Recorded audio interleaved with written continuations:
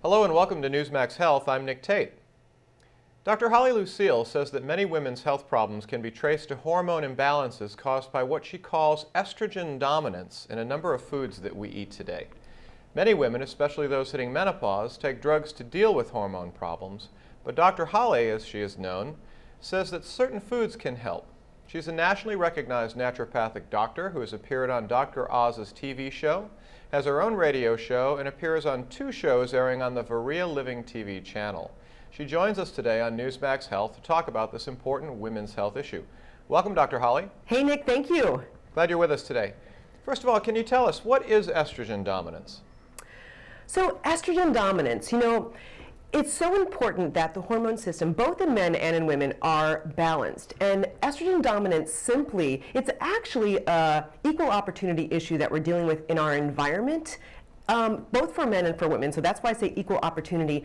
But it's where estrogens are so much more dominant than progesterone for women, and other hormones are involved. And it happens because of a couple different reasons. First of all, our ever-increasing toxic environment. So you think about xenoestrogens and our sort of everyday low-level exposure to them, plastics and pesticides and car exhaust and soaps and emulsifiers and household cleaning products and health and beauty aids, and I could go on and on. And then as well, this also happens because of our chronic stressors in our modern day, okay?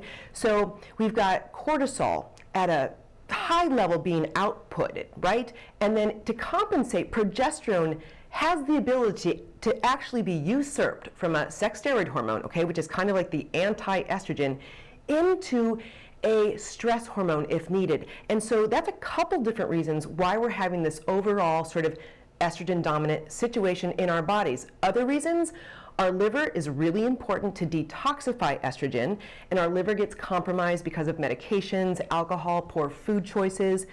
And as well, if you're taking oral contraceptives or using hormone therapies, those are exogenous forms of estrogen, or estrogen outside the body that we're taking in. So there's a lot of estrogen sources, and there's this chance to get unbalanced, and that's estrogen dominance. Are there any key symptoms, or how do you know if in fact it may be affecting you in some way? Well, the key point is that hormones deliver messages, okay? And estrogen's message is to tell cells to grow and proliferate. That's great when it's, initiating puberty in a young girl, which, by the way, is happening 2 years earlier than it was 20 years ago. But if it's dominant and you've got proliferating tissue like uterine fibroids, ovarian cysts, endometriosis, breast cancer, prostate cancer, also things like moodiness, hot flashes, night sweats, that sort of fat that women gain around the middle and on the top of the thighs, it's really hard to get rid of. Those are some of the symptoms. Mm-hmm. Well, I know that you're a big advocate of using diet to address some of these imbalances. Can we talk about some of the foods that can make a difference? I'm told cruciferous vegetables, grass-fed beef, garlic, fermented foods, and even citrus fruits. Can you talk about how they work and what you need to know about them? You bet. Yeah, I'm a big advocate of using, food is a lot in our society, right? It can be celebratory, it can be used as a drug. I love to use food as medicine.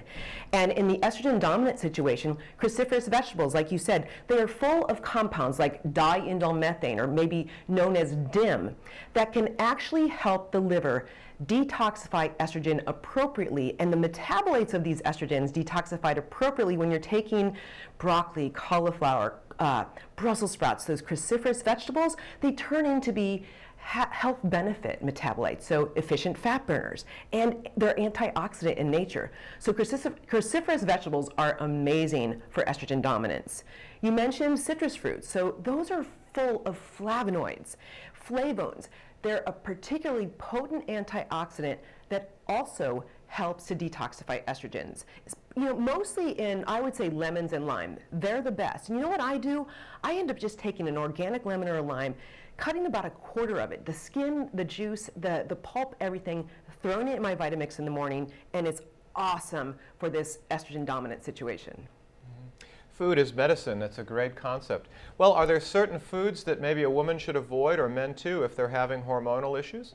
Well, I think one of the most important things that you should avoid is pesticides, herbicides. So we want to look for organic as possible because that contributes to this sort of low-level exposure. You also want to look for the xenoestrogens. You want to stay away from them. You know, there's a lot of great, easy, effective cleaning recipes on the internet. You can just go to Dr. Google per se, but using vinegar and lemon juice, you can actually help yourself reduce exposure to these xenoestrogens. You know, so what we're talking about phthalates and parabens and things that we find in cleaning supplies that are conventional, in our conventional health and beauty aids. And so look for alternatives because overall, we have to increase estrogen metabolism, so cruciferous vegetables, citrus fruits we talked about, anything from the allium family, so garlic, onions, leeks are full of sulfur-containing amino acids, and also quercetin, which is another flavone.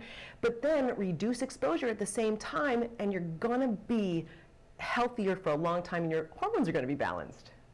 Lots of good stuff there. Dr. Holly, thanks for making the time to be with us today. It is my pleasure, Nick. Thanks so much. And thank you for joining us on Newsmax Health.